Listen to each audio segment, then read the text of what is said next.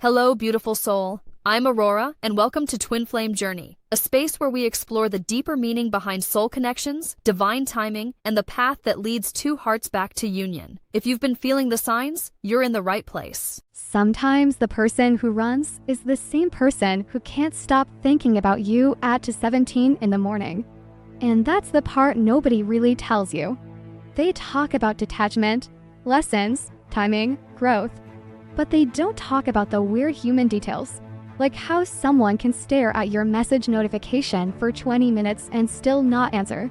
How a man can miss you so badly he drives past places you used to go together while convincing himself he's fine.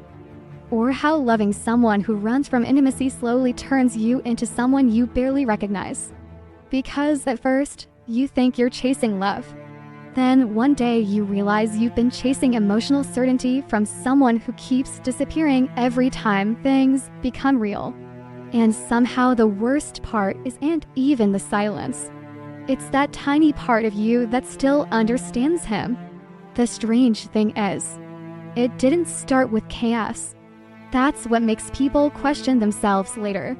Because if someone hurts you eventually, your brain wants to rewrite the beginning into something obviously broken.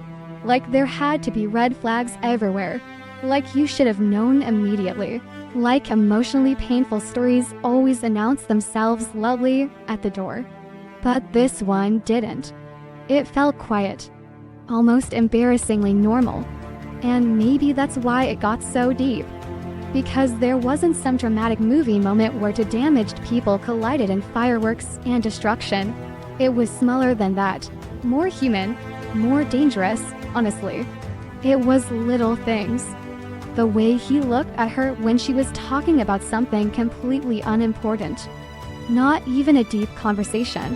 She was talking about how she hated folding laundry because socks always disappeared somehow. And he smiled in this distracted way. Like he wasn't really listening to the words anymore. Like he was watching her exist instead. And she noticed it. God, she noticed everything. Not immediately, that came later. But even in the beginning, there was already this strange emotional attentiveness between them. Tiny pauses that lasted half a second too long. Eye contact that felt accidental until it kept happening. Nothing toxic. Nothing confusing. Just two people feeling unusually aware of each other. And honestly, that's the part people underestimate. Not intensity. Attention. Attention is what ruins you. Because once someone makes you feel emotionally seen in a way that feels rare, your body remembers it long before your logic catches up. She started checking her phone more. Not obsessively yet. Not in the sad way it became later. At first, it was almost innocent. A small rush when his name appeared. A stupid smile she tried to suppress while standing in grocery store lines, pretending to compare brands of pasta while rereading one sentence he sent 30 seconds earlier. And his texts weren't even that extraordinary. That's another thing nobody talks about honestly enough. Sometimes attachment isn't built through grand declarations. Sometimes it's built through consistency. Tiny emotional breadcrumbs repeated over time. Did you get home safe? This reminded me of you. Eat something today. Little things. Human things. And maybe if you've spent enough time emotionally starving, small care feels enormous. There's this moment she remembers now that feels painfully insignificant. They were sitting in his car after getting food. Nothing romantic was even happening. The fries were getting cold between them, music low enough that neither of them were really listening. And she reached over absent-mindedly to wipe salt off his hoodie. That's it. That was the moment. Not because it was dramatic, because it felt natural. And that terrified him more than either of them understood at the time. But back then she didn't see fear. She saw warmth. That's the hard part about emotionally avoidant people sometimes. In the beginning, they can feel incredibly emotionally available. Maybe because there's still enough distance to feel safe. Maybe because possibility is easier than permanence. Or maybe they genuinely mean it in the moment. People always want one clean explanation, but human beings are messier than that. Part of him was sincere. Part of him already knew closeness scared him. Both things existed together. And if you've never experienced that contradiction before, it can make you feel insane later. Because you keep trying to figure out which version was real. The affectionate one, or the distant one? The answer is uncomfortable. Usually both. There was one night she replayed for months afterward. Not even because of what happened. Because of what almost happened. They were walking back from somewhere late. She doesn't even remember where now. Somewhere ordinary. Maybe that's why the memory stayed. The streetlights were reflecting off wet pavement and he was talking about some random childhood story. And halfway through it, he stopped talking. Just stopped and looked at her. Not romantically. Not theatrically. Just quietly. Like he forgot to hide something for a second. "You make me feel calm," he said. Then, almost immediately after, he laughed. Like he regretted saying it. Like vulnerability had slipped out accidentally. So he ruined the moment on purpose. Made a joke, changed the subject, pulled emotional attention away from himself. At the time, she barely noticed. Later, she replayed that sentence so many times she could hear the exact tone of his voice while brushing her teeth. That's how these connections get inside people. Not through fantasy, through repetition, through emotional details your body stores without permission. And the beginning really did feel safe for a while. That's what makes the later distance so psychologically confusing. Because people assume emotionally unavailable behavior always looks cold in the beginning. Sometimes it doesn't. Sometimes emotionally avoidant people become deeply present right before intimacy starts becoming real. That's the part nobody prepares you for. He asked questions, remembered details, looked at her like he was trying not to, stayed on the phone longer than he intended, sent songs at 1:12 in the morning without explanation. There was effort there, real effort, and she felt it. Which is why later, when things changed, she kept trying to get back to the version of him that existed at the start. Even after the emotional inconsistency began. Even after she noticed his replies getting shorter sometimes. Even after warmth started arriving in unpredictable waves. Because once someone shows emotional depth, your mind struggles to accept emotional withdrawal. You keep thinking, but you were there.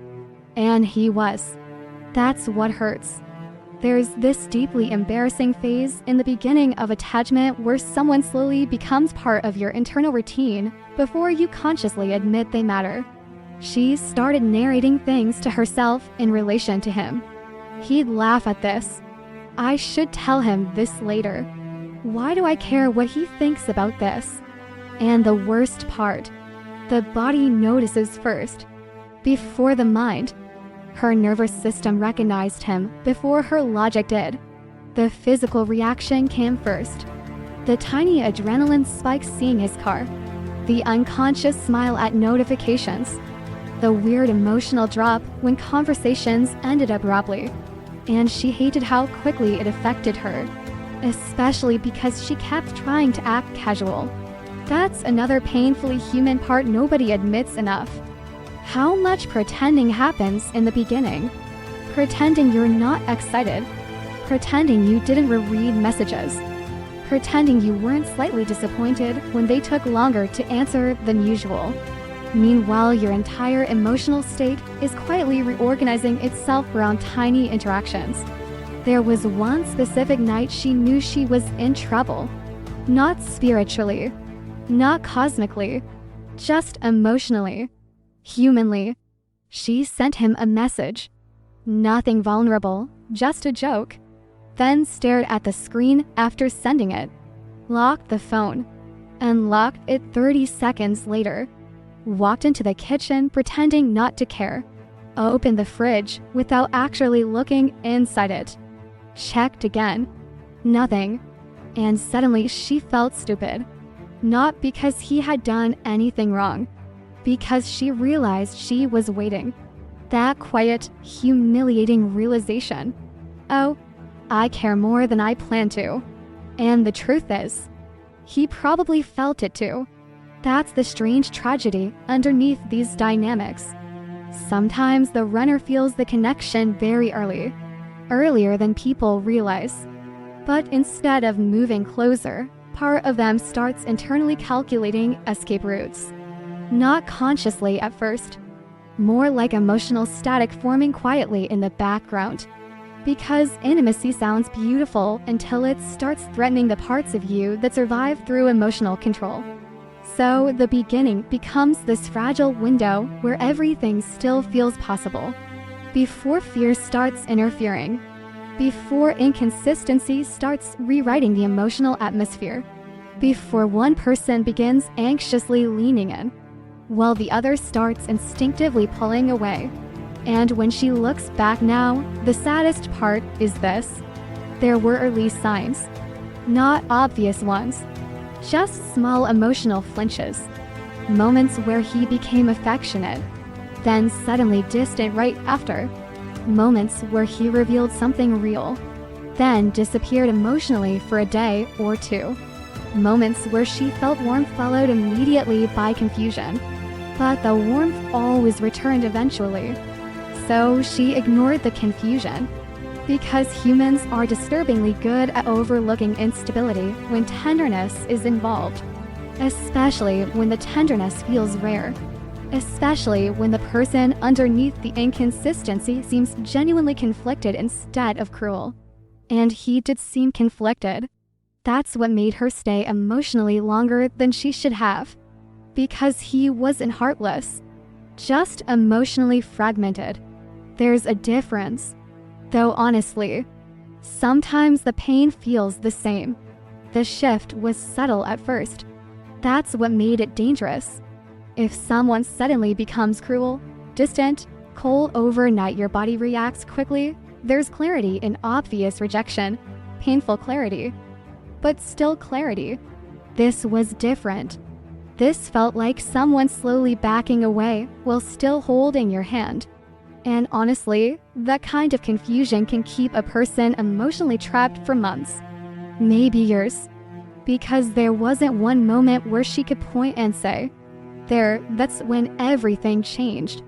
It happened in fragments, tiny emotional withdrawals, a slight delay in replies, a warmth that felt just a little less effortless, conversations ending earlier than before, not enough to confront, not enough to justify panic, just enough for her body to notice. And bodies notice before explanations do. That's something people rarely talk about honestly enough.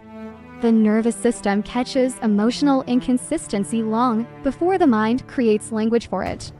She started feeling unsettled after interactions she technically should have felt happy about. That confused her. He'd still call sometimes, still flirt, still say things that sounded emotionally sincere. But underneath it, something felt unstable now. Like his attention kept flickering in and out. Like part of him was already leaving while the other part stayed. And maybe the saddest thing is, he probably felt it too. There's this uncomfortable reality about emotional intimacy that people romanticize too much. Sometimes closeness does not make someone feel safer. Sometimes it exposes them. And exposure can feel terrifying to people who survive by controlling how emotionally visible they are. Especially men who are taught, directly or indirectly, that emotional dependency weakens them somehow. So the moment the connection stopped feeling hypothetical, the moment it became emotionally real, his behavior changed. Not because he stopped caring, because he started caring enough to feel vulnerable. And vulnerability made him restless. There was one night she remembers with painful clarity. They had spent hours together. Nothing dramatic happened, just conversation, comfortable silence. a kind of emotional ease that sneaks up on people. At one point, she fell asleep briefly against his shoulder while they were watching something neither of them were paying attention to anymore. Tiny moment, soft moment, human moment. And afterward, he became weird, not mean, worse, emotionally harder to reach. The next morning his texts were shorter, more distracted, like he was trying to recreate emotional distance without fully disappearing. At first she thought she imagined it, so she overcompensated by acting casual. That's another humiliatingly human thing people do when they feel emotional disconnection beginning. They perform low maintenance versions of themselves. She matched his energy, took longer to reply on purpose, pretended not to notice the emotional shift. Meanwhile, she was rereading conversations in bed at midnight, trying to locate the exact moment his tone changed. And the disturbing part, sometimes there was no obvious moment, just emotional static building slowly, like a radio station fading out. There's a specific kind of masculine avoidance that looks almost polite from the outside. That's what makes it difficult to explain to other people. Because technically he wasn't doing anything terrible. He still responded, still showed interest occasionally, still appeared emotionally invested enough to keep hope alive. But something fundamental had changed. Presence. Before, his attention rested naturally on her. Now it felt interrupted, divided, like he was constantly stepping partially outside the connection emotionally, even while physically participating in it. And she could feel that, especially during quiet moments. Quiet moments reveal everything. You can fake enthusiasm. You can fake conversation. It's much harder to fake emotional availability in silence. She started noticing little things. The way he grabbed his phone more often after vulnerable conversations. How he'd suddenly bring up work right after emotional intimacy. How tenderness was sometimes followed by emotional absence the next day. Like closeness created an internal hangover in him. And maybe it did. Because some people crave intimacy until they actually receive it. Then panic starts quietly moving through their body. Not dramatic panic. Not conscious panic. Just this internal tightening. Like, this matters too much now. This person can affect me now. I could lose control here. And instead of saying that honestly, they create distance. Sometimes without even fully understanding why themselves. There was one conversation she replayed for weeks. Not because it was profound. Because it was awkward. Real emotional moments usually are. She asked him if everything was okay. Simple question, not accusatory, just soft concern. And he paused too long before answering. That pause said more than the words did. Yeah, he finally said, I've just been stressed. And maybe part of that was true. But there are different kinds of stress. Work stress, life stress, and then there's emotional stress. The stress of realizing someone matters enough to disrupt your emotional equilibrium. The stress of intimacy becoming real. And she could feel he was hiding inside vague explanations now. Not maliciously. Protectively. Like if he named what was happening honestly, he'd have to face it himself. So instead, he became busy. Busy is one of the most emotionally convenient words in modern relationships. It explains everything while revealing almost nothing. And yes, sometimes people genuinely are busy. But she started noticing something strange. He still found time to scroll. Time to disappear into distractions. Time to send random memes at midnight. What he struggled to sustain was emotional openness, especially after moments of closeness. That contradiction slowly started driving her insane. Because emotionally inconsistent people create cognitive confusion. Your brain keeps trying to organize conflicting evidence. He misses me.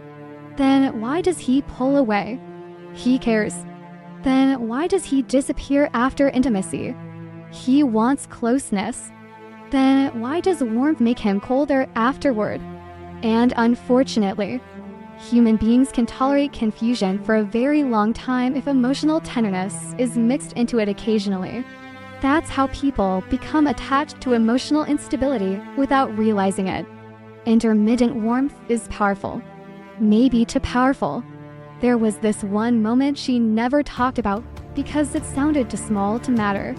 But small moments are usually the real story. They were in the kitchen together. She was making coffee half awake, hair messy, one of his shirts hanging off her shoulder. Nothing cinematic, actually kind of ordinary. And he looked at her with this expression she still cannot fully explain. Not lust, not even happiness exactly. Something softer, something almost scared. Like part of him suddenly saw the reality of what this could become. A real attachment, a real relationship, a real emotional dependency. And instead of leaning deeper into the moment, he kissed her forehead, grabbed his keys too quickly, and left earlier than he needed to. That's the kind of behavior that confuses people emotionally. Because tenderness was there, real tenderness. But so was retreat. Always retreat afterward. Like intimacy activated both longing and resistance inside him simultaneously. And honestly, that contradiction exhausted him too. I think people simplify avoidant behavior too much sometimes. Not every emotionally unavailable person is manipulative or calculating. Some are just deeply disconnected from their own emotional tolerance. They want closeness, then feel trapped by it. They miss you, then resent how much they miss you. They crave emotional safety, then panic when they finally experience it. And if they lack emotional self-awareness, the panic becomes behavior. Withdrawal, silence, distance, sudden emotional flattening. There were nights he probably stared at her messages not knowing what was wrong with him. Why replying suddenly felt emotionally heavy. Why affection now carried pressure. Why intimacy made him feel exposed instead of comforted. But instead of communicating that confusion, he internalized it, and she externalized it. That's the brutal mismatch in dynamics like this. One person goes inward, the other starts overthinking outward. So, while he emotionally disappeared into himself, she started analyzing everything. The punctuation in texts, response timing, energy shifts, voice tone. The terrible thing is, she wasn't imagining the changes. That's what damaged her trust in herself later. Because people kept telling her, "You're overthinking." But overthinking often begins after someone senses inconsistency they cannot yet explain. And her body already knew, even before her mind fully admitted it. There's this moment that captures the entire emotional dynamic perfectly. He held her closer one night than he ever had before. Really held her. Like he forgot his defenses temporarily. And she felt him exhale against her shoulder afterward in this tired, vulnerable way. For a second, he seemed emotionally surrendered. Safe. Then the next day, he barely spoke. And that's the kind of emotional whiplash that changes a person slowly. Not all at once. Quietly. Cell by cell. Because love starts becoming associated with instability. Warmth starts carrying anxiety inside it. You stop relaxing into connection. You start monitoring it. And maybe the saddest truth underneath all of this is, part of him probably wanted to stay in those soft moments longer. Another part was emotionally halfway out the door already. Not because she was hard to love, because real intimacy was hard for him to survive internally. Nobody notices the moment it begins. Not really. There's no dramatic collapse. No cinematic breakdown where music swells and someone finally admits, "This relationship is destroying me." It happens much quieter than that. You just slowly stop feeling emotionally safe inside your own body. And at first, you don't even blame the relationship. You blame yourself. You think maybe you're becoming too sensitive, too emotional, too attached. Meanwhile, your nervous system is reacting to inconsistency the way a body reacts to unstable ground. Tiny brace, tiny panic, tiny anticipation of loss, over and over, until hypervigilance becomes your personality without you realizing it. That's what happened to her. Slowly, embarrassingly, humanly, she became emotionally observant in ways that exhausted her. Not because she wanted to, because unpredictability trains people to monitor. She started noticing response times automatically, not intentionally. Her body just tracked patterns now. If he usually replied within 20 minutes, but suddenly took 3 hours, something inside her stomach tightened before her thoughts even formed. And the worst part, sometimes nothing was wrong. Sometimes he genuinely was busy. Sometimes he was distracted. But inconsistency creates a psychological environment where the body prepares for abandonment constantly.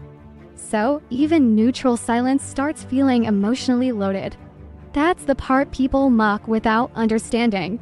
They call women crazy for overanalyzing behavior they were biologically conditioned to start tracking. Because when affection becomes unpredictable, attention sharpens. Her phone became emotionally dangerous.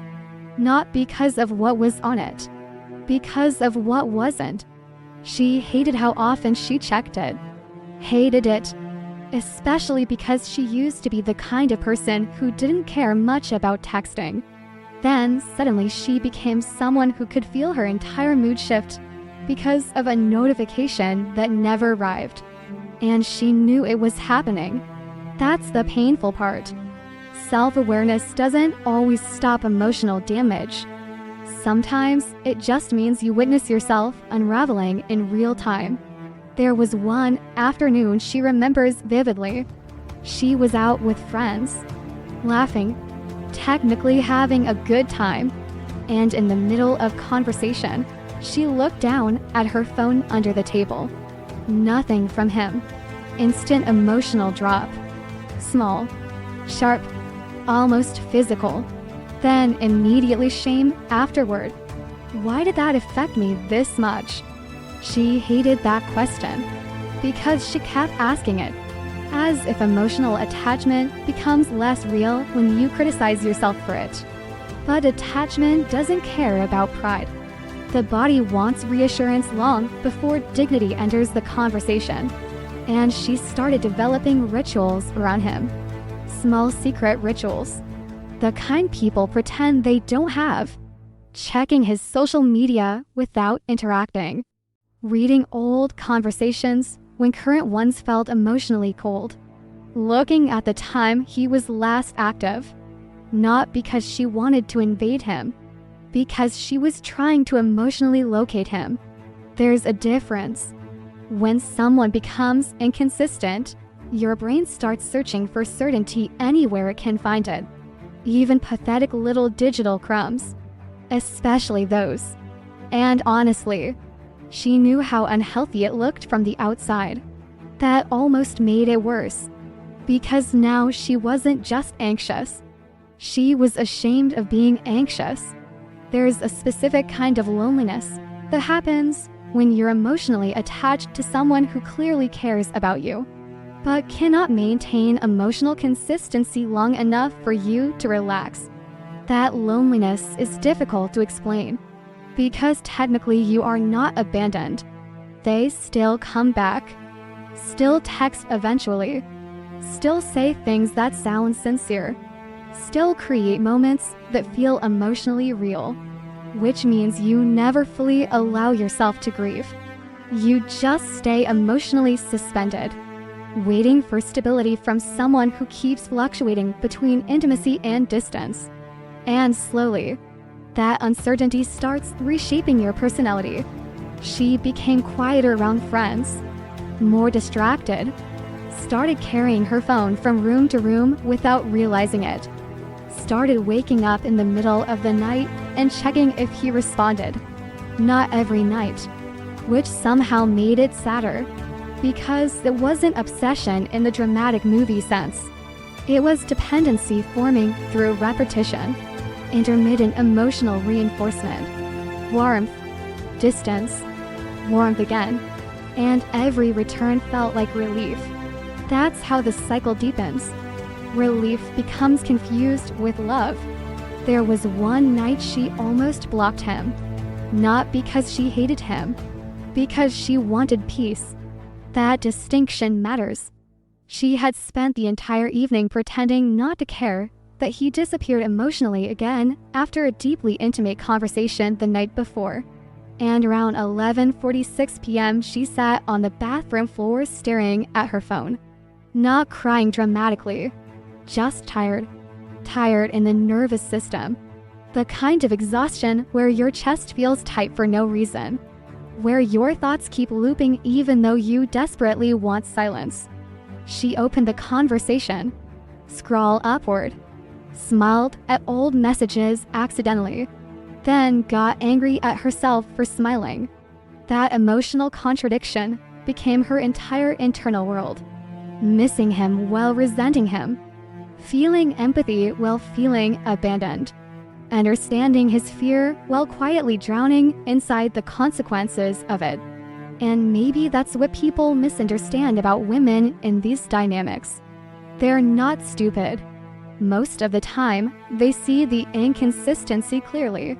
They just also see the wounded humanity underneath it, which makes detachment emotionally complicated. Because he wasn't a villain to her. He was emotionally fragmented. And unfortunately, emotionally fragmented people can still create very real emotional damage. Even while caring. Especially while caring. There's this memory she never fully got over. One random voice note he sent late at night. He sounded tired, soft, and filtered in that way people become when emotional defenses drop temporarily. He said, "I miss you." Simple sentence. Barely 3 words. But she replayed it for weeks afterward because of how he said it. Like admitting it physically cost him something. Like the truth slipped out accidentally. And then the next day, distance again. That's what emotionally inconsistent love does to people.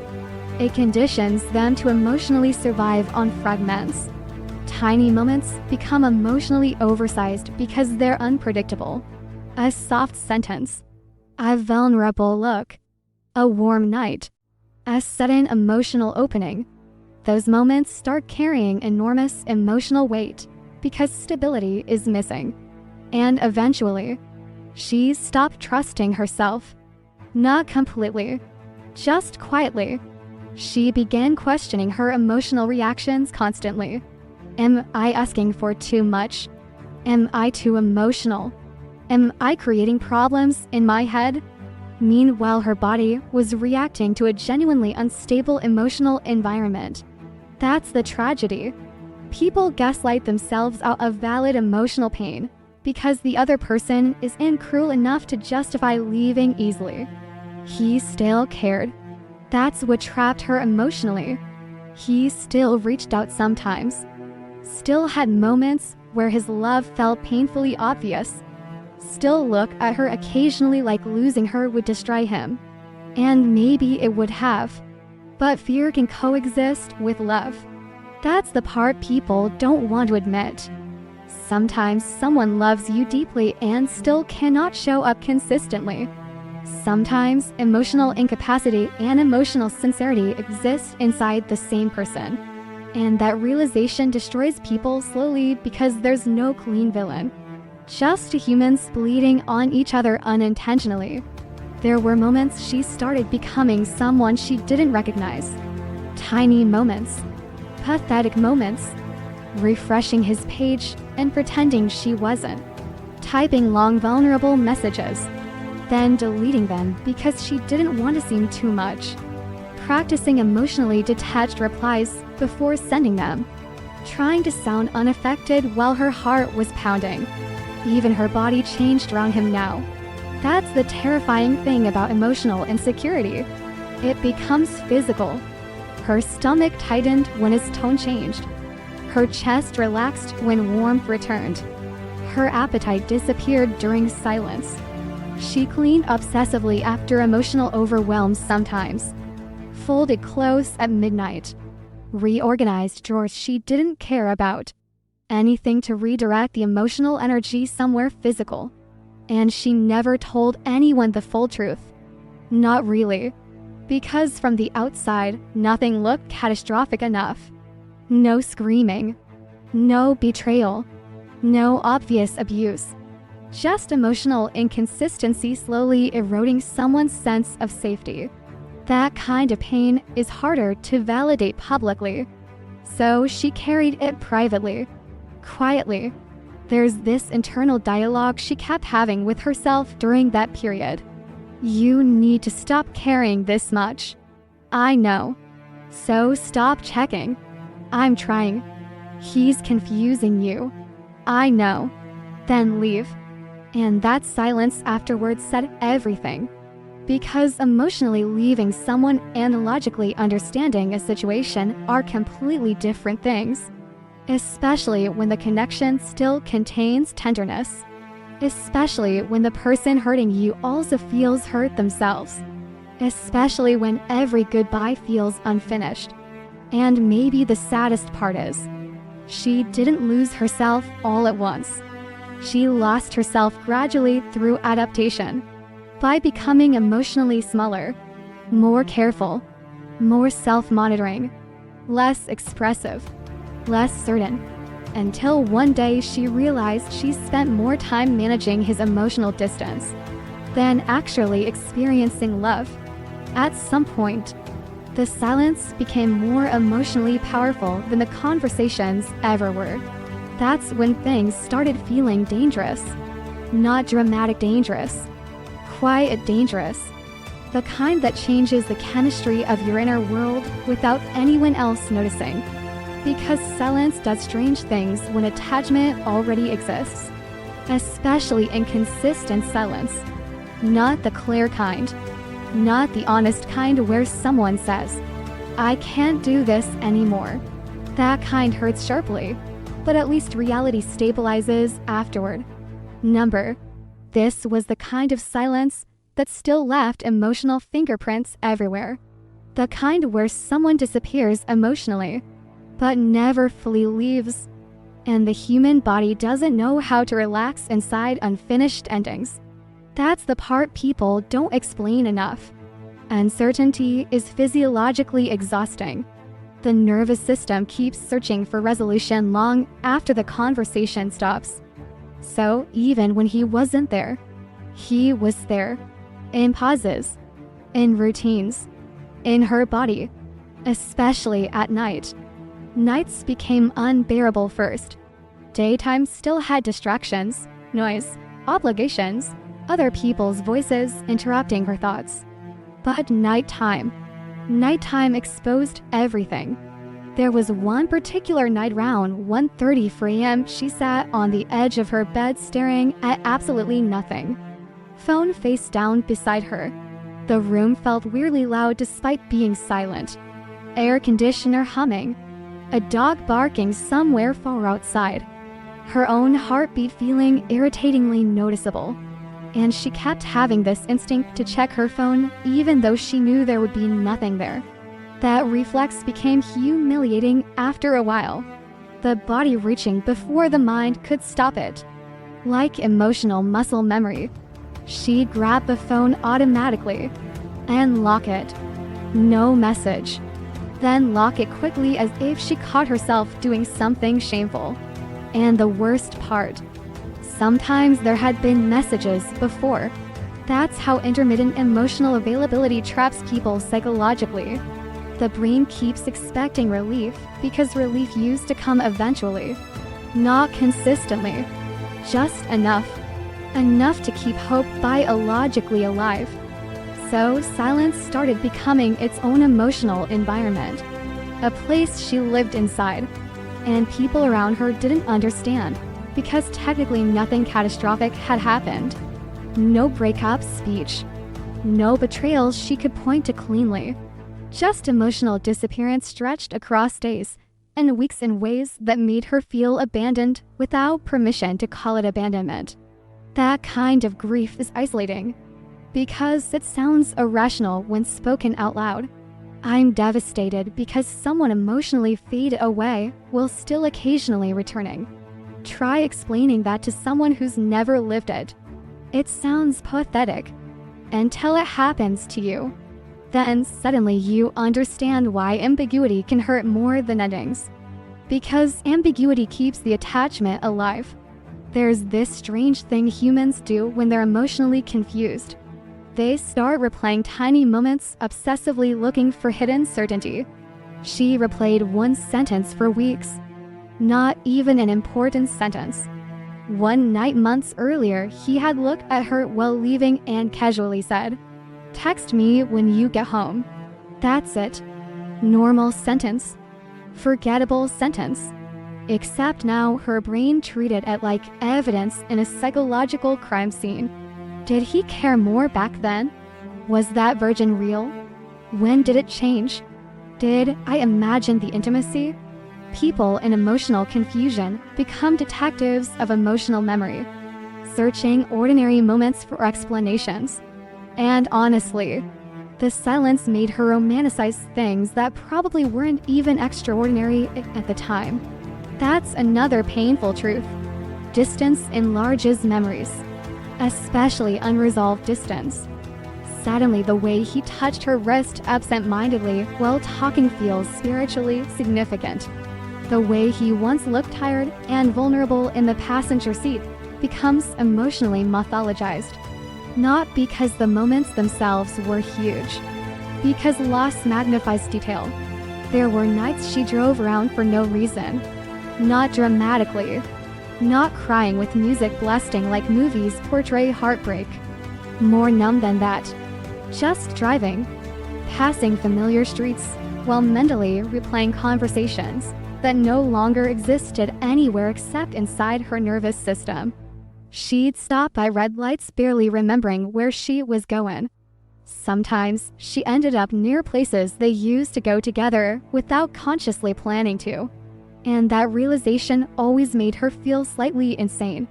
Like her body was navigating through attachment automatically. There's a specific loneliness that happens when your grief has nowhere to land. Because technically he was still somewhere out there living normally. Probably distracted. Probably functioning. Meanwhile, her nervous system behaved like an unfinished conversation was an emergency. And maybe part of her hated him for that. Not fully. Just in flashes.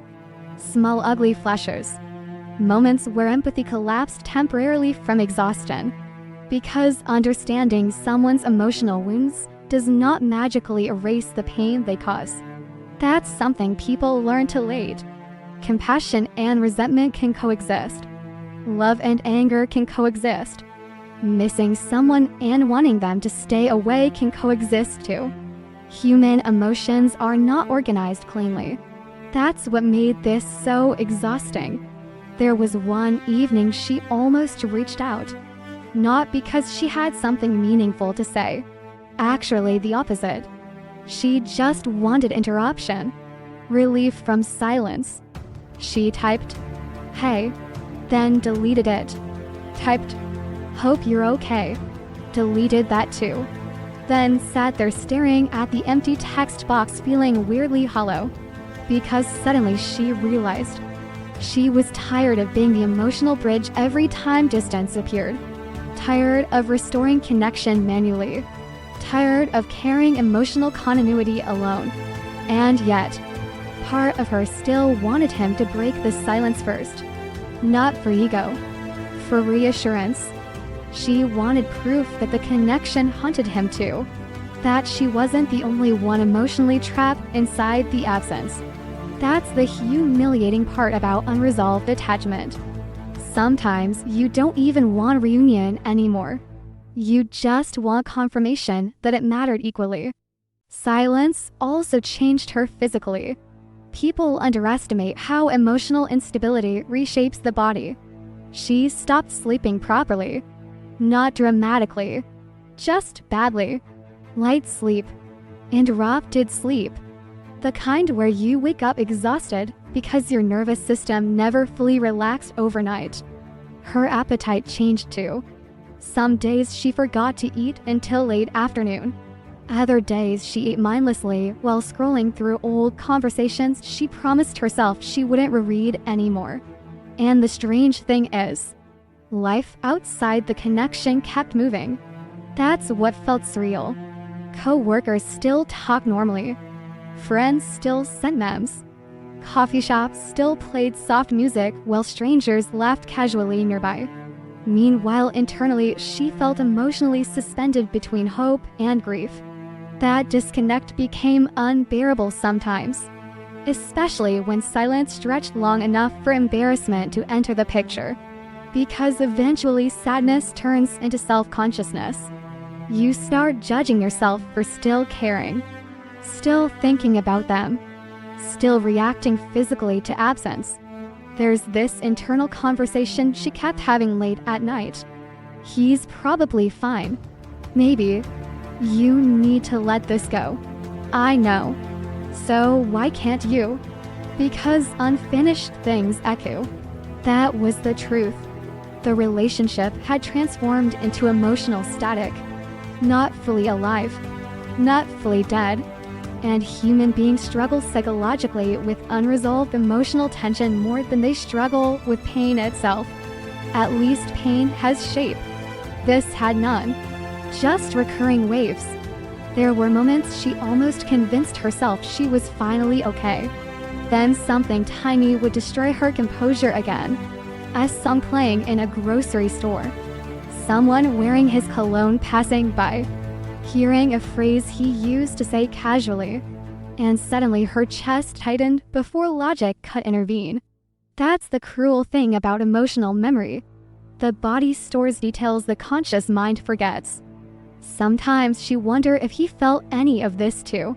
And honestly, that question became its own prison.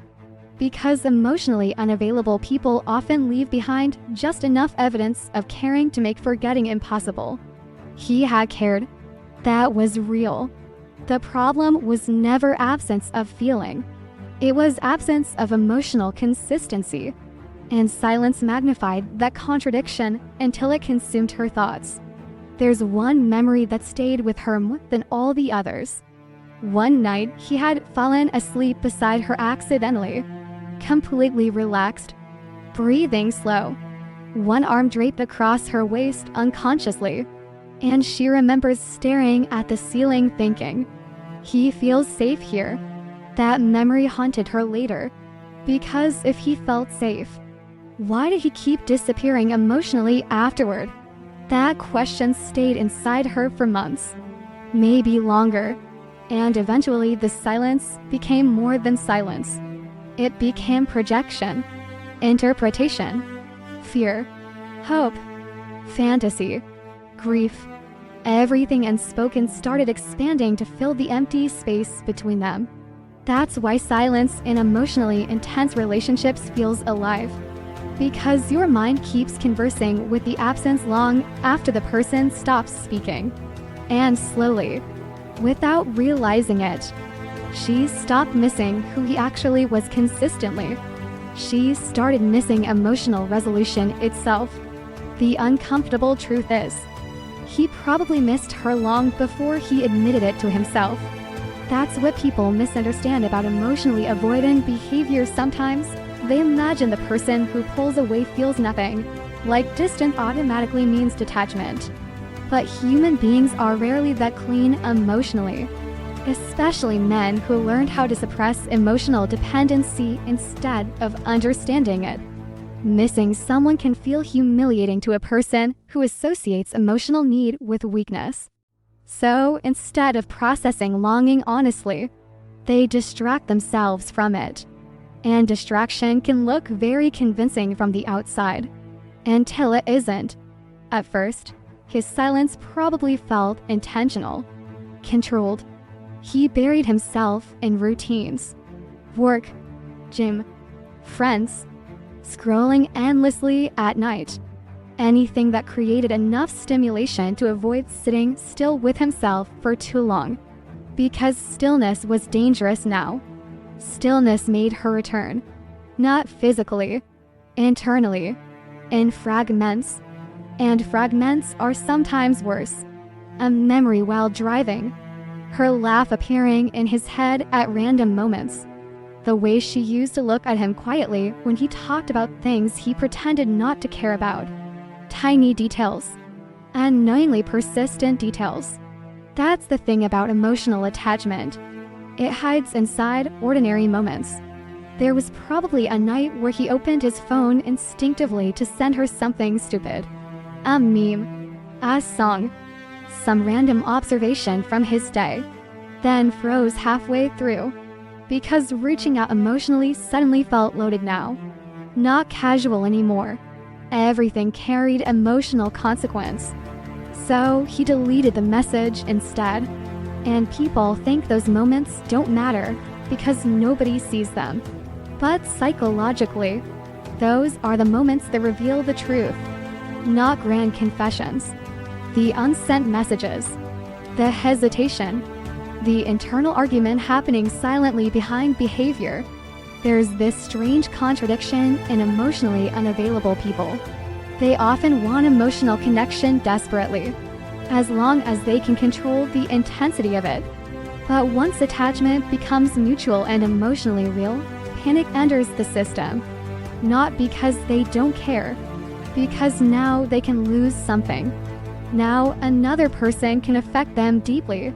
And some people would rather create distance than feel emotionally dependent on anyone, even someone they love, especially someone they love. There were probably nights he checked her social media without interacting. Not obsessively, not dramatically, just enough to reassure himself she still existed somewhere, still reachable, still emotionally available if he decided to return later. That's the ugly truth nobody likes admitting. Sometimes, emotionally avoidant people unintentionally treat emotional access like something permanently available. They assume the connection will wait while they figure themselves out internally. But emotional exhaustion changes people quietly. And eventually the warmth they relied on starts disappearing. That realization usually arrives late. Too late sometimes. He probably told himself stories to justify the distance. I just need space. I'm overwhelmed. I can't handle a relationship right now. And maybe those things were partially true. But partial truth is complicated. Because underneath those explanations was another reality he struggled to admit. Being loved that deeply scared him. Not theoretically, physically, emotionally. His body reacted to intimacy like pressure instead of safety. So he kept trying to regulate himself through distance. The problem is, distance doesn't erase attachment. It delays confrontation with it. There's a memory he probably replayed privately more than once. One of those painfully small moments that shouldn't matter, but somehow does. She was sitting in the passenger seat one night half asleep while he drove. Streetlights moving across her face every few seconds. Music low. The kind of silence that only happens when two people stop performing around each other. And at one point she reached for his hand without opening her eyes fully. Just instinctively, trustingly, like her body assumed he'd be there. That moment probably wrecked him more than he understood. Not because it was dramatic, because it felt intimate in a way he couldn't control. Real closeness is rarely explosive. Usually it's quiet, domestic, unprotected, and emotionally avoidant people often don't panic during chaos. They panic during tenderness. That's the irony. the softer things become, the more exposed they feel. So after moments like that, he'd create distance again, not consciously trying to hurt her, more like emotionally decompressing from vulnerability. Except from her perspective, it felt like rejection. And honestly, in practice, emotional withdrawal still hurts even when fear is the reason behind it. Intent doesn't erase impact. There were probably moments he genuinely planned to reach out differently, to explain himself better, to be emotionally clearer. But avoidance has this strange psychological pattern where the longer silence continues, the heavier reconnection starts feeling. After enough time passes, even a simple message feels emotionally overwhelming. So people delay more. Then guilt enters, and guilt creates even more avoidance.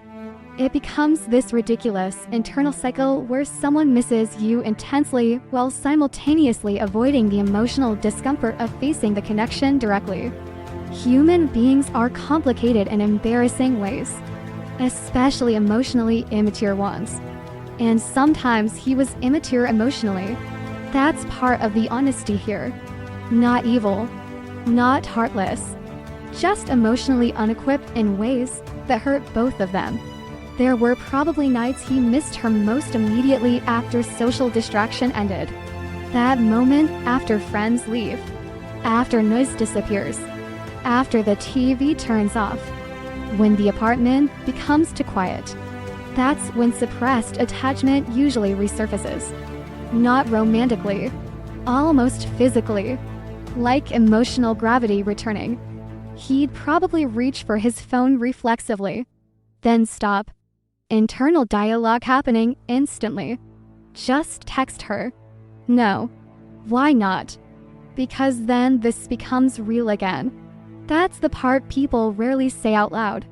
Sometimes emotionally avoidant people don't fear losing love. They fear re-entering emotional vulnerability. Because once reconnection happens, all the unresolved feelings return to. The tenderness, the guilt, the longing, the responsibility. And responsibility terrified him. Not responsibility in the practical sense. Emotional responsibility. Being emotionally important to someone. Being depended on emotionally.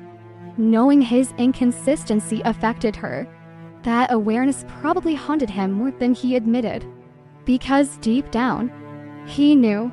Maybe not fully at first, but eventually he knew. He knew her silence sounded different lately. He knew her energy shifted. He knew she was becoming emotionally tired. And that realization creates panic in people who thought they had more time. Because emotionally avoidant people often assume emotional availability remains permanent. Until one day it doesn't. There's this specific moment that happens in these dynamics. The chaser stops chasing emotionally. Not loudly. Quietly. Replies become calmer. Less emotionally loaded. Less reaching. And at first the avoidant person feels relief. Space. Breathing room. Then gradually, something else enters. Absence. Real absence. Not the temporary distance they controlled before. Actual emotional loss. And that's when suppressed attachment starts surfacing aggressively. Suddenly everything reminds him of her. Not because she became more important overnight. Because distraction stopped working. There was probably a moment he opened an old conversation just to reread it. Not intentionally at first. Maybe searching for one specific photo or message. Then accidentally staying there too long. Scrolling upward slowly. Watching emotional history unfold on a glowing screen in the dark. Seeing evidence of warmth he couldn't sustain properly. Seeing how much she tried. Seeing moments where she reached for reassurance and he responded with confusion instead of clarity. That kind of regret arrives quietly, not cinematic. Usually around 2 a.m. Alone. Phone brightness hurting your eyes. Chest tight for reasons you can't fully articulate. And the frustrating thing is, people like him often feel emotional clarity strongest when the other person starts emotionally detaching for real. Not because they enjoy games, because emotional consequences finally become undeniable. Before that, the connection still feels retrievable, still available. But once her energy changed, once she stopped emotionally pulling toward him, he lost the psychological luxury of avoidance. Now, he had to actually feel the absence. There is a painful irony in this. The same space he thought he needed eventually became the thing consuming him. Because space only feels relieving temporarily when attachment already exists. After enough time, it starts echoing. And honestly, part of him probably hated himself for all of it. Not in a dramatic self-destructive way. Just quiet shame. The kind men carry silently. Shame about emotional inconsistency. Shame about hurting someone they genuinely cared about. Shame about needing someone while struggling to stay emotionally present with them. But shame rarely creates emotional maturity automatically. Sometimes it just creates more withdrawal, more silence, more hiding. And meanwhile, she interpreted the distance as lack of love. That's the tragedy underneath all of this. Two people experiencing the same emotional connection completely differently. She experienced instability as abandonment. He experienced intimacy as pressure. She moved toward connection for reassurance. He moved away from connection for regulation. Neither of them fully understood the other's internal world while it was happening. And by the time he finally started emotionally feeling the depth of her absence, she was already exhausted from carrying the emotional weight of both of them for too long. At some point, the exhaustion became louder than the longing. That's usually how it happens. Not through one dramatic betrayal.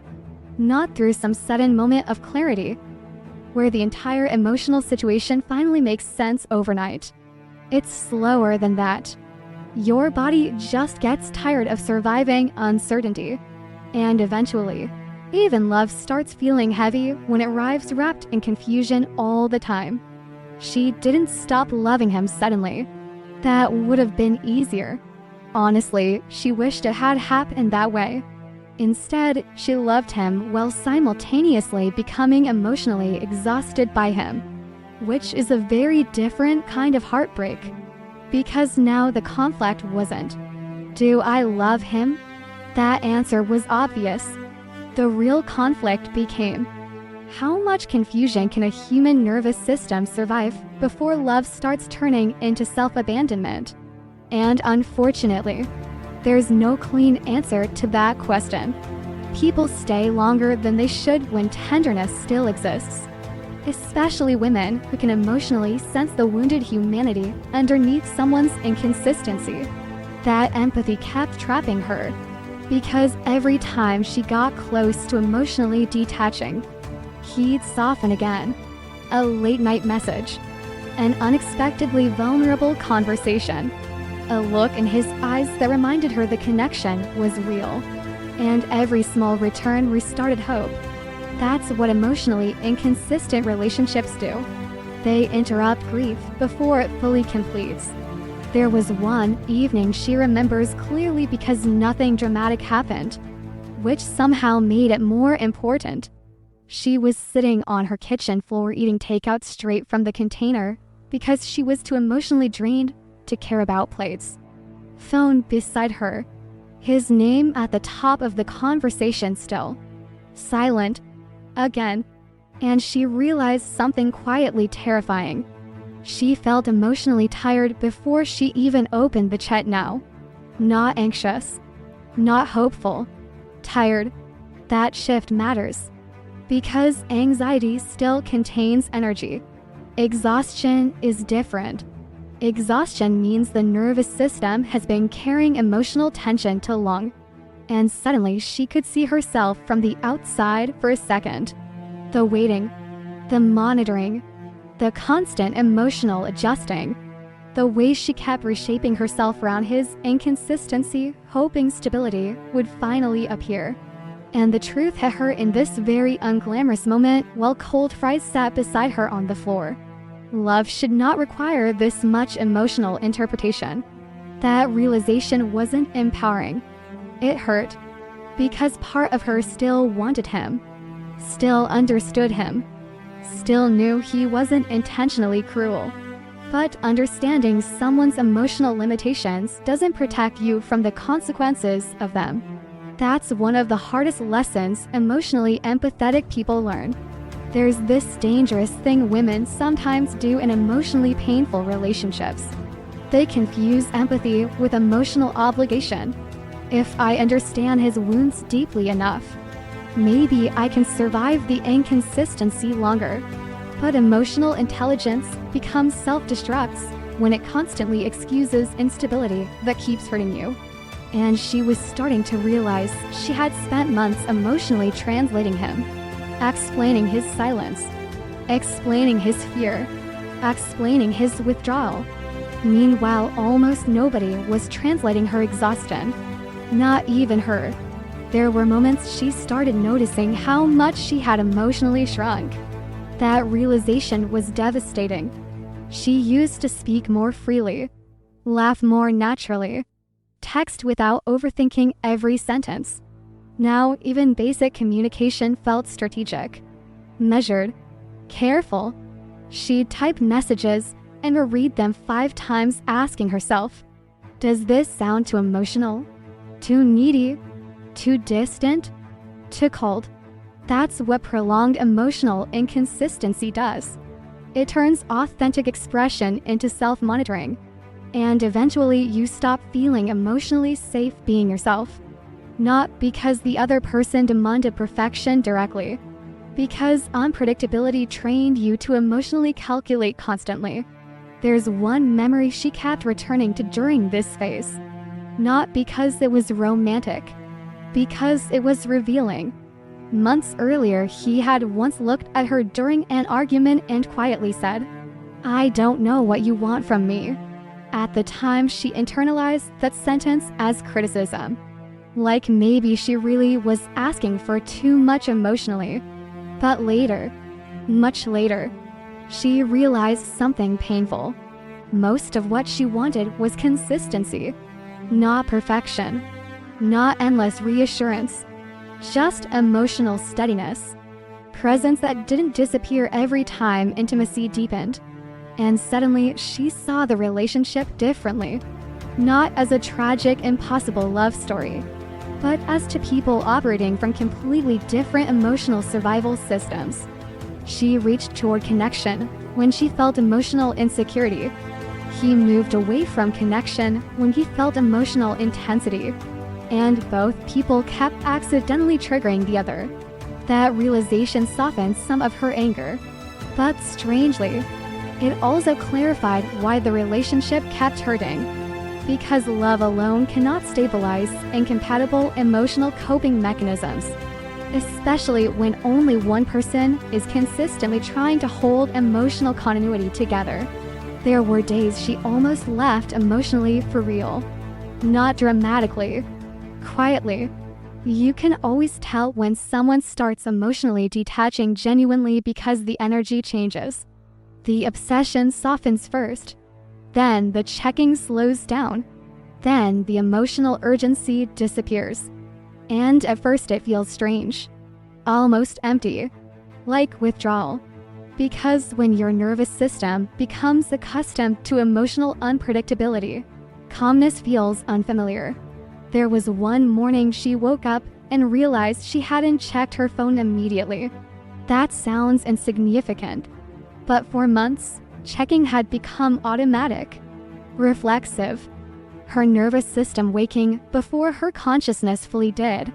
Searching, monitoring, anticipating. And this morning, nothing. Just stillness.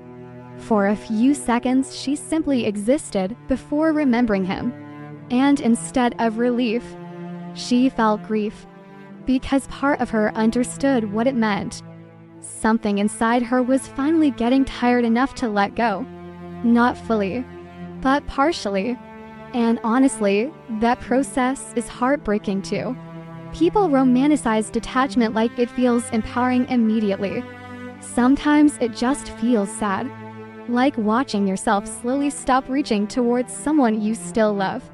There were moments she still missed him intensely. That didn't disappear. As sung in the grocery store, seeing a hoodie that looked like his, hearing a phrase he used to say, and the ache still arrived. But now another feeling accompanied it. Fatigue.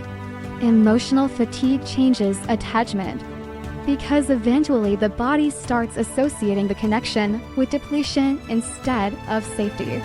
That's when love begins collapsing under the weight of confusion. There is an internal dialogue she had one night while staring at the ceiling, unable to sleep. I still love him. I know. And I know he cares. I know. Then why does this hurt so much? Because care without consistency creates suffering. That was the truth she kept avoiding. Not because she was weak. Because she wanted the connection to survive. Humans will tolerate enormous emotional confusion if they believe clarity is eventually coming. But eventually, she started realizing something terrifying. Maybe this wasn't temporary confusion. Maybe inconsistency was the relationship. Maybe she kept waiting for stability from someone whose entire emotional system resisted sustained closeness. And that realization broke something open inside her. Not dramatically. Quietly. There was one night he reached out unexpectedly after days of distance. Old version of her would have felt immediate relief. Adrenaline. Hope. This time she just stared at the screen for a while. Not because she didn't care. Because she cared and felt tired simultaneously. That emotional contradiction nearly made her cry. Because she could feel two truths existing inside her at once. Part of her still wanted him deeply. Another part no longer trusted the emotional aftermath of reconnecting. That's the moment relationships start changing irreversibly. When love remains, but emotional safety disappears. She responded eventually. The conversation was warm, comfortable even. For a few moments it almost felt like before. And that was the saddest part. How quickly tenderness could still pull her emotionally closer. How quickly her body still softened around him. But afterward, the anxiety returned again. The overthinking. The uncertainty. The emotional waiting.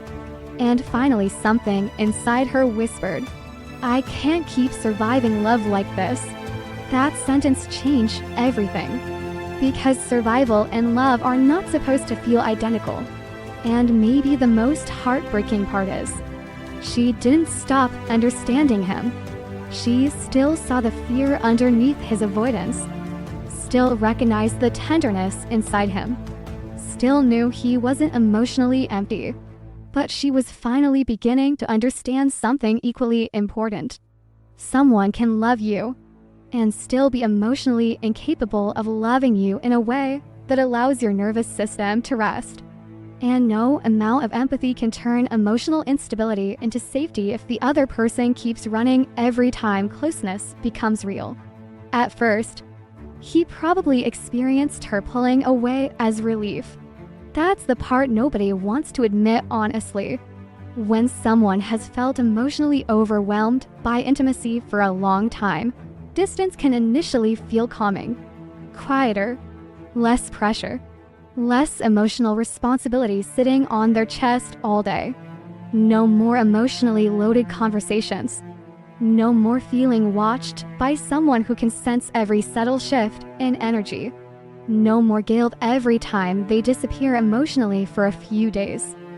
So, when she finally stopped reaching the same way, part of him exhaled. And that sounds cruel. But human beings are complicated enough to feel relief and loss at the same time, especially emotionally avoidant people. Because closeness exhausted him. But so did the thought of truly losing her. That contradiction lived inside him long before he understood it consciously. At first, he probably told himself everything was fine. This is better. I just needed space. Things were getting too intense anyway. And maybe part of that was true. But emotional consequences are strange. They don't always arrive immediately. Sometimes the nervous system delays grief until the emotional threat feels real enough to process. And as long as she kept emotionally reaching toward him in some form, part of him still unconsciously believed the connection existed safely in the background. Still accessible. Still waiting. Still there. That illusion protected him from fully feeling the loss. Until it didn't anymore. There's usually a moment where emotionally avoidant people realize the energy has changed permanently. Not because the other person announces it dramatically. Actually, the quietness is what scares them. She stopped asking for reassurance. Stopped trying to emotionally pull him closer. Stopped reacting intensely to his inconsistency. Her replies became calmer, more neutral, less emotionally hungry. And at first he probably interpreted that as maturity, stability, maybe even detachment. But eventually something started feeling wrong. The warmth underneath her effort was disappearing. And suddenly the silence didn't feel peaceful anymore. It felt empty. That's when the absence began entering his body instead of just his thoughts. There was probably one random night where it hit him unexpectedly. Not during some profound spiritual realization. More likely while doing something painfully ordinary. Driving home. Standing in the kitchen. Scrolling half awake at midnight. And suddenly he reached for his phone automatically to send her something. A stupid observation. A meme. Some random thought she would have understood instantly. Then he stopped. Because for the first time, the emotional connection didn't feel immediately reachable anymore. And that realization created panic in a place he had spent months trying not to feel anything at all. That's the irony underneath emotional avoidance. You spend so long creating distance to regulate yourself. Then eventually the distance becomes real enough to wound you to. There were probably little moments that started haunting him. Tiny things. The way she used to say his name when she was tired. How she'd laugh quietly at jokes that weren't even that funny. The specific softness in her voice when she stopped pretending to be emotionally guarded around him. Human details. That's what stays. Not the dramatic conversations. The ordinary intimacy. There's one memory he likely replayed more than once. One night she had fallen asleep while he was talking. Not because she was bored. Because she trusted him enough to fully relax. And he remembered looking over at her thinking something he never fully admitted to himself. She feels safe with me. That realization probably felt good at the time. Later, it became guilt. Because deep down he knew she stopped feeling emotionally safe eventually. And part of him knew he helped create that instability. That awareness changes people quietly. Not always enough to make them act differently, but enough to haunt them internally. There were probably nights he opened her profile without interacting. Not because he wanted attention, because he wanted evidence she still existed emotionally somewhere. That she hadn't erased him completely. People underestimate how emotionally disorienting it feels when someone who once emotionally revolved around you suddenly becomes still. Especially when you unconsciously depended on their emotional availability more than you admitted. He probably started noticing strange things. How often he thought about her during silence. How distractions stopped working as effectively. How every social interaction felt slightly incomplete afterward. Because emotionally avoidant people often suppress attachment through activity, noise, movement, temporary stimulation. But eventually life quiets down. And when it does, Unprocessed attachment resurfaces. There is a specific kind of loneliness men rarely talk about honestly. The loneliness that arrives after emotional avoidance finally catches up to them. Not dramatic loneliness. Quieter than that. Like standing in a crowded room and suddenly thinking about one person who used to understand you without needing explanations. And realizing you no longer know how to reach them naturally. There was probably one night he almost called her. Not texted. Called. Because sometimes longing becomes too emotionally heavy for casual communication. But he stared at the screen too long. Thinking. Overthinking.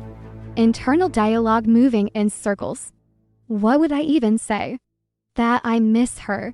You could have said that earlier. I know. That's the brutal thing about delayed emotional awareness. By the time some people fully feel the loss, they're already carrying shame too.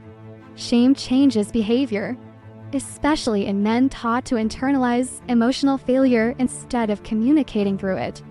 Because now it wasn't just, I miss her. It was, I hurt someone I genuinely cared about because I didn't know how to stay emotionally present. That realization is harder to escape from. And unfortunately, regret often arrives after emotional damage has already accumulated on both sides. There were moments he probably tried to convince himself she wasn't really pulling away emotionally. She's just busy. She'll text eventually. She always comes back. And maybe she did for a long time. That's what made the eventual absence feel unreal initially. Because emotionally avoidant people sometimes mistake unconditional emotional availability for permanence. Until one day the emotional access they relied on quietly disappears.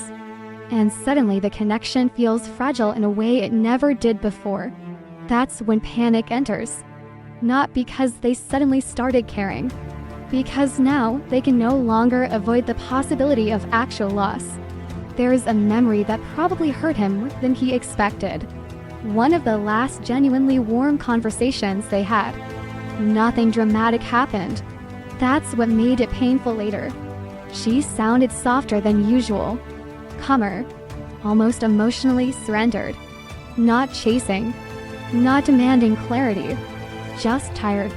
At the time, part of him probably relaxed into that softness. But later he realized something devastating. That wasn't emotional security. That was emotional exhaustion. And once he understood that, the entire relationship started looking different in hindsight. He began seeing moments he ignored before. How hard she tried to understand him. How often she emotionally carried conversations after he withdrew. How many times she reached toward him while he moved backward emotionally. That awareness creates a very specific kind of masculine grief. Because now he couldn't tell himself she was too much. Now he had to face the possibility that she simply loved him longer and harder than he knew how to handle. And honestly, that realization probably broke his heart a little too.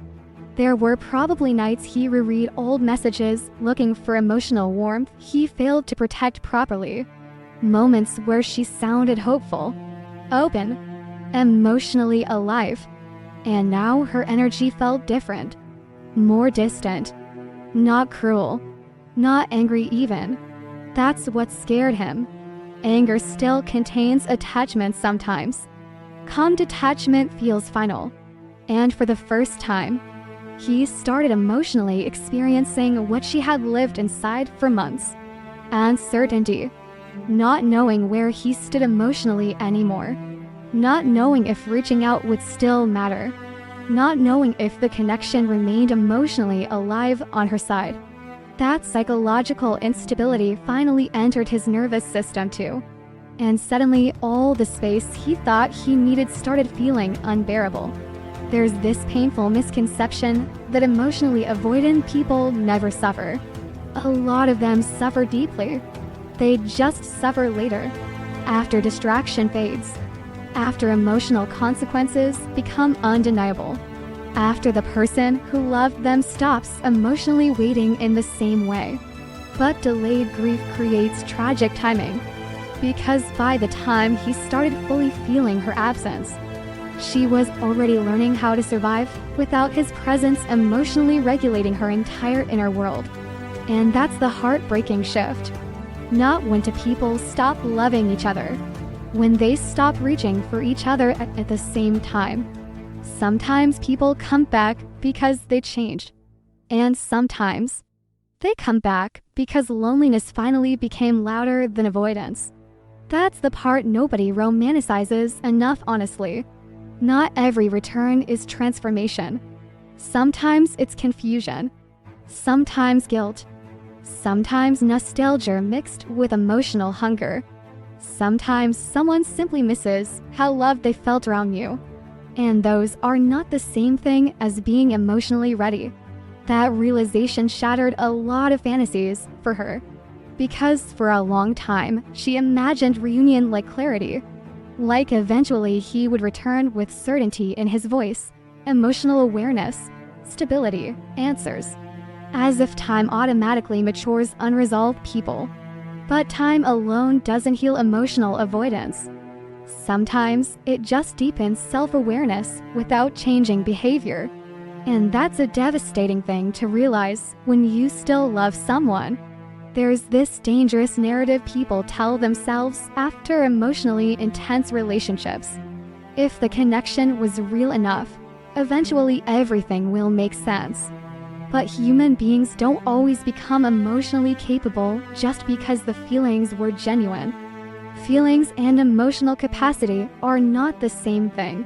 That truth hurts more than most people admit. Because she knew he loved her in some way. She genuinely believed that.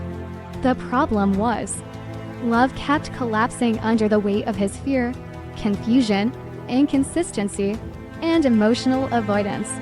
And eventually, she had to confront something painful.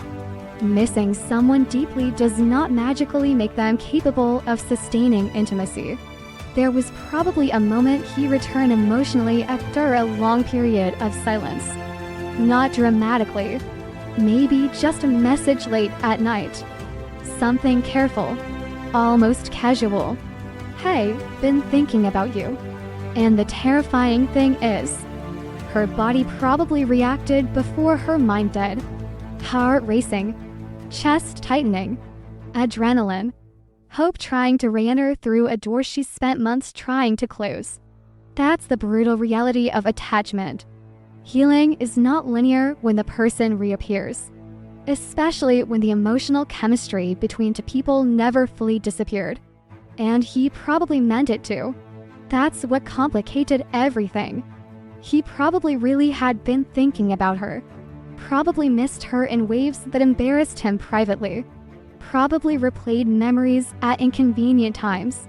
Probably compared other conversations to the emotional intimacy he felt with her. But missing someone and being emotionally safe for them are two completely different things.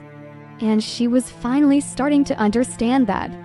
There's a specific sadness in watching someone return emotionally while still carrying the same unresolved patterns inside them. Because at first, hope speaks louder than reality. You focus on the warmth, the softness in their tone, the relief of hearing from them again, the emotional familiarity, how easy the conversation still feels somehow. And for a little while, it almost feels like the pain between you disappears. That's what makes reunion fantasies so dangerous. Chemistry can temporarily hide dysfunction, especially emotional chemistry. There was one conversation they had after reconnecting that stayed with her for a long time. He sounded more open than before, more emotionally reflective, and part of her immediately wanted to believe. Finally, maybe now he understands. But then halfway through the conversation, she noticed something painfully familiar. Every time emotions deepened too much, he still subtly pulled away, changed the subject, made a joke, created distance. Tiny things. But once you've experienced the cycle enough times, your nervous system recognizes it immediately. That realization nearly broke her heart more than the original silence did, because now she could no longer fully romanticize the return. Now she saw the contradiction clearly. He missed her deeply, and still feared intimacy at the same time. Both things remained true. There is an internal dialogue she started having during this phase. He came back. I know. Maybe things can finally work now. Maybe. You don't sound convinced. Because love returning and emotional safety returning are not always the same thing. That was the painful maturity entering her finally. Not cynicism. Discernment. She still loved him.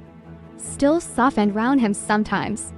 Still felt emotionally seen by him in ways difficult to explain. But now another awareness existed alongside the love. He could miss her genuinely and still recreate the same emotional instability again.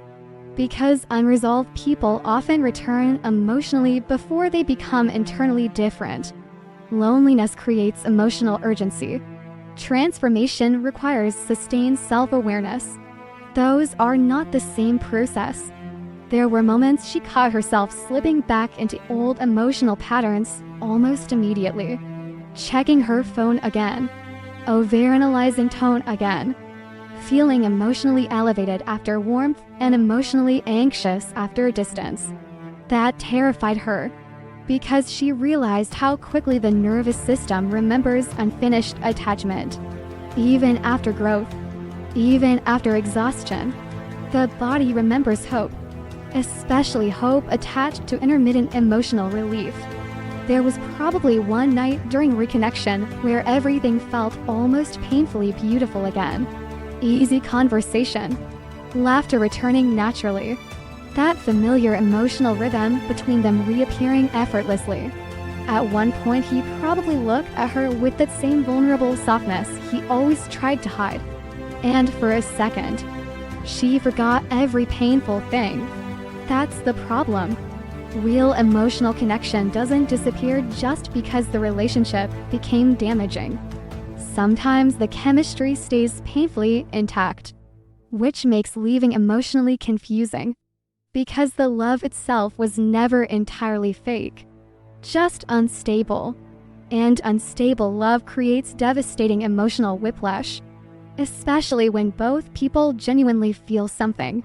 There is an ugly truth most people avoid saying out loud. Sometimes people come back because they miss emotional comfort more than they're ready for emotional responsibility. That doesn't make them evil, just emotionally immature. And emotional immaturity can still hurt people deeply. He probably loved how understood he felt around her, how emotionally safe she made him feel during soft moments, how she saw through his defenses without humiliating him for them. But emotional intimacy also exposed him, required consistency, required emotional presence during discomfort. And that's where things kept collapsing, because longing for connection and sustaining connection are completely different skills. There was one moment she remembers vividly during this phase. He asked her quietly, "Do you ever think about us?"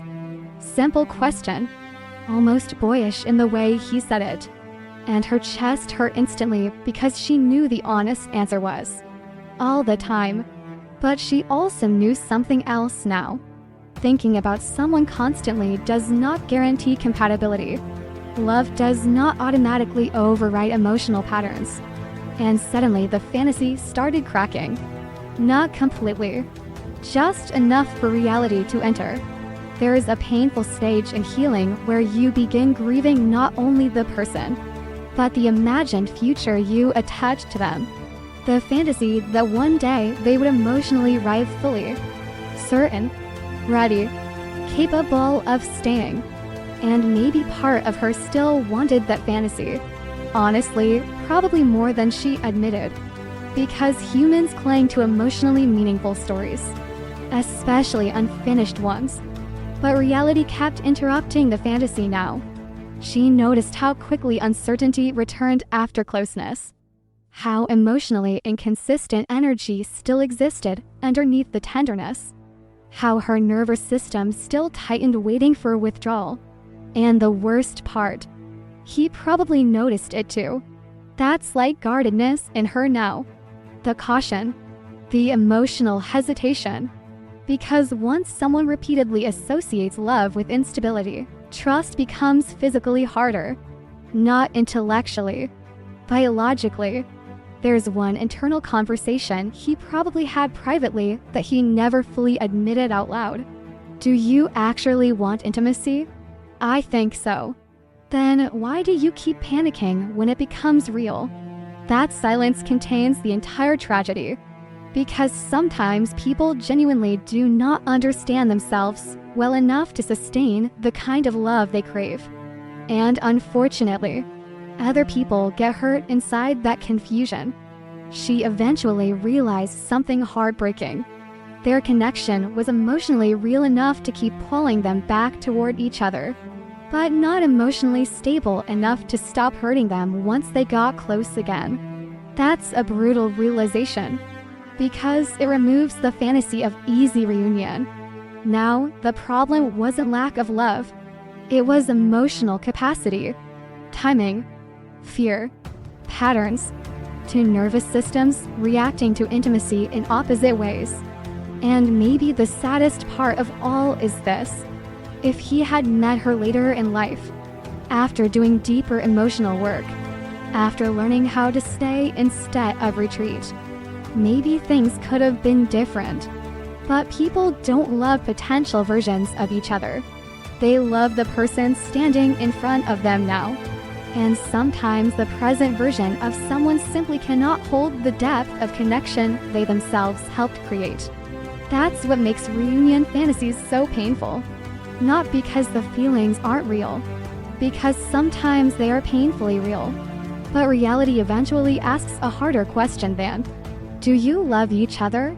It asks, can this love exist without destroying both of you emotionally? The hardest part wasn't losing him. Not completely. The hardest part was realizing the relationship changed the way she experienced love afterward. Quietly, permanently in some ways. Because people like to talk about heartbreak like it's a temporary emotional event. A season, a lesson, something you eventually heal from cleanly. But some relationships don't leave dramatic scars. They alter your nervous system, your reflexes, your relationship to emotional safety itself. And that's harder to explain, especially when the relationship wasn't entirely toxic. That's what complicated her grief. He wasn't a monster. He wasn't even emotionally empty. If anything, part of the pain came from how deeply she knew he felt things underneath all the avoidance. But knowing someone's heart exists beneath their inconsistency doesn't stop the inconsistency from changing you. That's the brutal truth.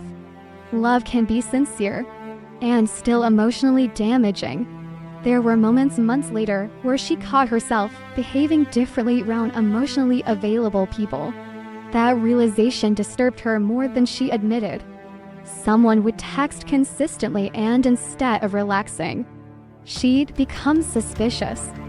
Someone would communicate clearly and part of her would wait for the hidden withdrawal underneath it. Because unpredictability had trained her body to anticipate emotional disappearance eventually. That's what emotionally inconsistent love does. It teaches the nervous system that closeness is unstable. So even safety starts feeling unfamiliar afterward. There was one date she went on long after things between them had emotionally faded. The man sitting across from her was kind, present, attentive. No emotional games, no confusion. And the terrifying thing was, she felt almost nothing. Not because he lacked value, because her body had become accustomed to emotional intensity mixed with uncertainty. Calmness felt emotionally flat now, and sitting there across from someone emotionally available, she had this awful realization. part of me became addicted to emotional unpredictability. Not consciously, not romantically, biologically.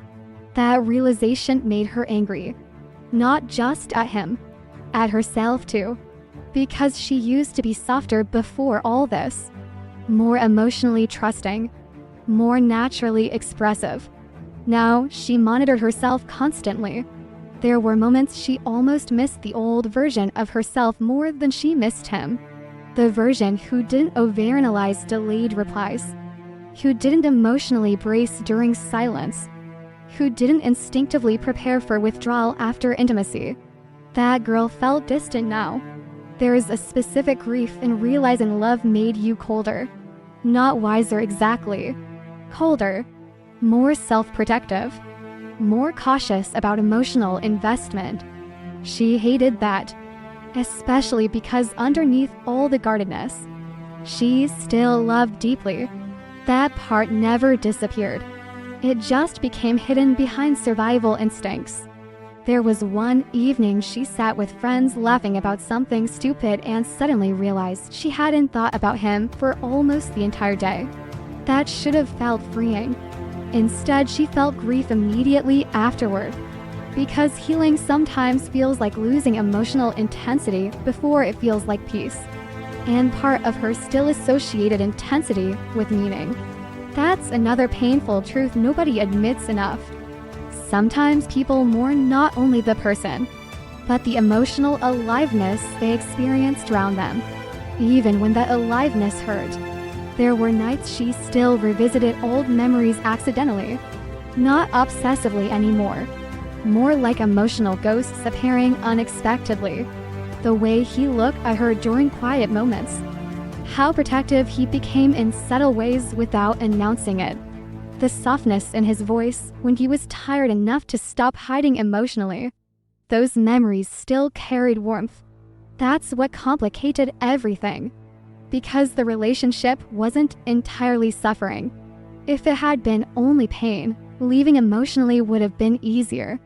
But some of the happiest emotional moments of her life existed inside that same connection too.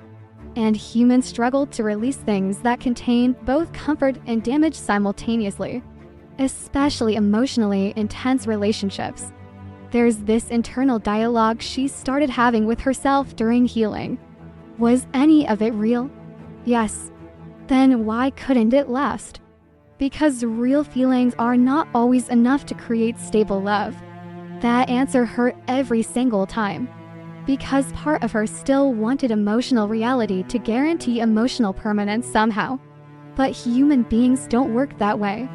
People can genuinely love each other and still destroy each other slowly through incompatibility, fear, timing, emotional immaturity, unresolved wounds.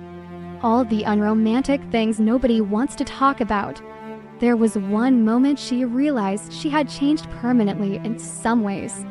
A friend asked her, if he came back fully now, would you trust him? And she froze. Not because she didn't love him, because she genuinely didn't know. That uncertainty broke her heart quietly. Because once upon a time she would have run toward him emotionally without hesitation. Now, even imagining reunion created anxiety alongside longing. That's what emotional inconsistency eventually does. It contaminates safety. Even tenderness becomes psychologically complicated afterward. There were things she understood about him now that softened her resentment. She understood his avoidance wasn't simply cruelty. She understood intimacy genuinely overwhelmed him sometimes. She understood he probably carried shame and confusion he never verbalized properly. But compassion changed shape during healing. It became less self-sacrificing, more honest, because she finally admitted something difficult. Understanding someone does not obligate you to keep bleeding for them. That realization took her a long time, especially because women are often conditioned to romanticize emotional endurance, to believe staying soft through pain is proof of love. But eventually she realized constant emotional survival is not intimacy, it's exhaustion. There were moments she noticed herself becoming emotionally detached quickly now, pulling back before attachment deepened, avoiding vulnerability first, almost mirroring some of his old behaviors unintentionally. That realization terrified her, because pain changes people in quiet ways. Sometimes wounded people unintentionally become harder to love afterward, not because they want to hurt others, because the nervous system remembers what emotional instability felt like. And once your body learns that intimacy can become psychologically unsafe, trust becomes slower, more fragile. There's one memory she kept returning to during this phase. One night early in the relationship, before things became emotionally complicated, he had looked at her in this completely unguarded way. No avoidance, no distance, no fear visible yet, just warmth. And for a long time she tortured herself wondering where that version of him went. But eventually she realized something painful. That version probably was real, just incomplete. Because emotionally avoidant people are not fake during their tender moments. The tenderness exists genuinely. The problem is they often cannot sustain emotional openness once vulnerability deepens beyond their internal tolerance. That realization changed the way she remembered him. Less villain, less fantasy, more human, and honestly, more tragic. Because now she could see both of them clearly. A woman trying to love through emotional confusion. A man trying to escape emotional overwhelm without fully understanding what he was running from. Neither person fully equipped for the depth of connection they created together. There is a strange loneliness that happens after emotionally intense relationships end. Life becomes quieter, more stable maybe, but sometimes emotionally flatter too. And healing requires learning that peace and emptiness can initially feel similar, especially after chaos. Especially after inconsistency train your nervous system to equate unpredictability with emotional importance. She slowly started relearning smaller forms of safety, not dramatic healing moments, tiny things. Leaving her phone in another room without panic, sleeping through the night occasionally, enjoying conversations without overanalyzing tone shifts afterward, trusting calmness slightly more. But grief still appeared sometimes, unexpectedly, as song, as scent, driving past familiar places. And every now and then she still missed him in this deep, quiet way that had nothing to do with fantasy anymore. Just human ache. Because some people leave emotional fingerprints on your life even if they never fully stay. And maybe the hardest truth of all is this. She no longer wanted to suffer for love, but part of her would probably always grieve the version of herself that loved him without fear before the inconsistency changed her. That girl loved openly, trusted instinctively, reached naturally, and even though she had grown stronger now, sometimes strength felt suspiciously similar to emotional self-protection. Sometimes wisdom felt painfully close to sadness. And sometimes healing simply meant learning how to carry love without letting it destroy your sense of self ever again. In the end, there was no perfect closure conversation. No cinematic final embrace where two emotionally evolved people finally explained everything beautifully. No final speech that made the pain suddenly organize itself into meaning. Honestly, most real endings are much messier than that. People drift emotionally. Conversations slow down. Energy changes. And eventually you realize the relationship ended somewhere quietly between all the unfinished sentences. That's what happened here. Not one catastrophic ending. Just emotional erosion stretched across time until both people became too tired to keep carrying the same unresolved weight. And maybe that's the hardest kind of ending to grieve. Because there's no single moment to mourn. Just hundreds of tiny moments that slowly stopped happening. The good morning texts disappearing. The instinct to share random thoughts fading. the emotional urgency softening into distance. Until one day you realize someone who once lived in your nervous system every hour has become a memory you visit instead of a presence you expect. That realization hurts in this strangely adult way. Quiet, heavy, not dramatic anymore. There were still moments she thought about him, of course. Healing didn't erase him. That's another thing people lie about. Some connections do not disappear completely. They just stop controlling your emotional center. And that's different. There were mornings she'd wake up and he wouldn't be the first thought anymore. Then, suddenly 3 days later, she'd hear a song in a coffee shop and feel grief hit her chest so fast it almost embarrassed her. Human emotions aren't linear, especially unresolved love. Especially love that never fully became safe enough to settle, and it never fully died either. There's this strange stage near the end of healing where you stop wanting the relationship back exactly as it was, but you still mourn what it meant. That's where she eventually arrived. Not bitterness, not obsession, just ache with less panic inside it. And honestly, that emotional shift felt strangely lonely too. Because grief had been part of her identity for so long. The waiting, the hoping, the overanalyzing, the emotional intensity. Once those things started fading, she almost didn't recognize herself at first. Peace can feel emotionally unfamiliar after prolonged emotional chaos. There was one night she sat alone folding laundry while some random television show played quietly in the background. Completely ordinary evening, and suddenly she realized she hadn't checked his profile in months. Not intentionally. She just stopped needing to. That realization almost made her cry. Not because she wanted him back, because she understood something had finally loosened inside her. The attachment wasn't gone completely, but it no longer controlled her body the same way. And honestly, part of her missed the intensity sometimes. That's the uncomfortable truth. Humans can become emotionally attached to longing itself, especially when longing once made them feel emotionally alive. There is an internal dialogue she still had occasionally. Do you think he ever really loved you? Yes.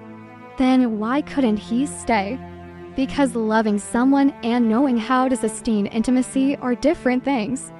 That answer never stopped hurting completely, but eventually it stopped destroying her. And maybe that's what healing actually is. Not the disappearance of pain, just pain losing its ability to run your entire emotional life. There were moments she imagined him sometimes, not fantasy versions anymore. Realistically, maybe sitting alone late at night thinking about her too. Maybe still carrying regret. Maybe still emotionally confused in ways he never fully solved. And strangely, those thoughts no longer filled her with desperate hope, just tenderness. Because time softened some of the anger eventually. Not all of it, but enough. Enough for her to stop seeing him only through the lens of abandonment. Now she saw something sadder. A person who genuinely felt love, but did not know how to remain emotionally present inside it consistently. And honestly, that's tragic for everyone involved. There's this misconception that closure always arrives through conversation. Sometimes it doesn't. Sometimes closure arrives through repetition, through exhaustion, through finally seeing the pattern clearly enough times that your nervous system stops romanticizing it. That's what happened to her. Eventually, the emotional cycle became undeniable. The closeness, the withdrawal, the return, the confusion, the temporary warmth followed by emotional instability again. And one day, her body simply stopped believing the cycle would transform into safety. That realization created grief, but also freedom. Not dramatic freedom, quiet freedom. The kind where your chest finally unclenches slightly after carrying emotional tension for too long. There were still memories she protected carefully though. That surprised her, because she thought healing would require emotionally destroying the entire relationship in her mind. But some moments remain beautiful despite everything. The late-night conversations. The way he looked at her when he forgot to guard himself emotionally. The small tendernesses. The moments where they genuinely understood each other in ways difficult to explain to other people. Those things were real too. And maybe maturity means accepting that relationships can contain both truth and damage simultaneously. Both love and instability. Both tenderness and emotional unsafety. Human beings always want clean narratives. Good person, bad person, real love, fake love. But most emotionally significant relationships are much harder to categorize honestly. Sometimes two people meet at the wrong emotional stage of life. Sometimes they awaken parts of each other they don't yet know how to handle. Sometimes love exists, but emotional capacity doesn't grow fast enough to support it. And sometimes people hurt each other not because the feelings were fake, but because the feelings were too emotionally overwhelming for who they were at the time. There's one memory she carried differently now. Near the beginning, before things became painful, he once reached over while she was talking and tucked her hair behind her ear absent-mindedly. Such a tiny gesture. At the time, she barely registered it. Later, it became one of those memories she replayed obsessively during silence. Now she remembered it gently, without trying to build a future out of it, without attaching meaning large enough to destroy herself. Just one human moment between two people who cared about each other. That's all. And maybe that's what acceptance really looks like. Not turning the relationship into destiny. Not turning it into failure either. Just allowing it to exist honestly. There is a final kind of sadness that arrives after emotionally intense relationships. The sadness of realizing nobody was entirely wrong. Nobody was entirely innocent either. She pushed for reassurance sometimes in ways that came from fear. He withdrew in ways that came from fear too. Two people reacting to intimacy differently until the relationship itself became unstable. And underneath all of it, there was still love, which honestly made everything harder. Because it would have been easier if one of them simply never cared. But they did care. That's the tragedy. Not enough to magically heal each other. Not enough to override emotional patterns. Not enough to create safety where inconsistency kept living. But enough to leave permanent emotional fingerprints on each other's lives. There's this quiet moment that eventually arrives after enough time passes. You stop asking, could this have worked? And start asking something softer. Did this change me? The answer for her was yes. Completely. Some changes hurt. Some made her wiser. Some made her more guarded than she wanted to become. But some taught her the difference between emotional intensity and emotional safety. And that lesson probably saved her future self in ways she wouldn't understand until much later. In the end, she didn't hate him. That surprised her most. She just finally accepted that love alone could not carry two people who responded to intimacy in opposite ways. And somewhere out there, maybe he still thinks about her sometimes too. Maybe certain songs still sting unexpectedly. Maybe he still remembers the version of himself that felt softer around her. Maybe part of him regrets running. Maybe part of him always will. But life keeps moving quietly after heartbreak. People keep grocery shopping, keep answering emails, keep laughing at strange moments unexpectedly, keep healing in tiny invisible ways. And eventually the relationship stops feeling like an open wound. It becomes something else. A deeply human story about two people who met each other at the edge of their emotional limitations and loved each other as much as they knew how to at the time. Not perfectly, not forever, but genuinely enough to leave a mark. Thank you for spending this moment with me. If this message resonated with your soul, remember to subscribe and continue this journey with us here on Twin Flame Journey. And always remember, what is meant for your soul will always find its way back to you. Until next time, beautiful soul, trust the journey.